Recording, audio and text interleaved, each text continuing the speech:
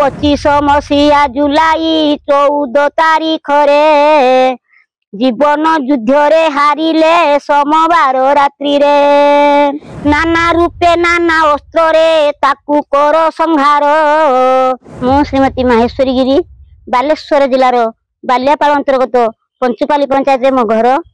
मु जने भिन्नक्षम महिला ए समाज को परिवर्तन करिया पई बहुत कविता मु लेखे। जो गत 25 जुलाई मसीह रे घटनाटी घटीला स्वामी श्री ताहारी विषय में एक कविता लिखी। मोर कवितार शीर्षक होउची कलिजुगर महिषासुर। रक्षक होइले भक्षक साहा किए काहार स्वार्थ रे खेलुची दुनिया नाही न्याय विचार।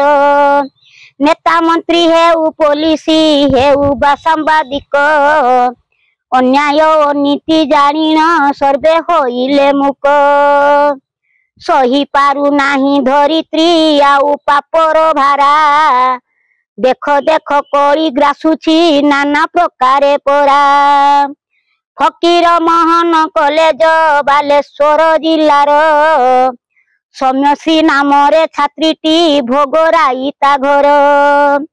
समीर नाम रे शिक्षक थिले से कॉलेज रे भिक्षुक साजिले समीर सौम्यश्री रूप रे।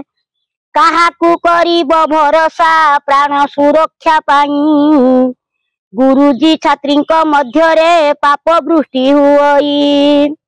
अति अली अली झीटी बलराम विशिर लज्जारे पीड़ित होइण कले मन रे स्थिर। केही न सुनिले गुहारी धिक मोर जीवन अग्नि रे झासीबी प्राण को सत्य मोर वचन।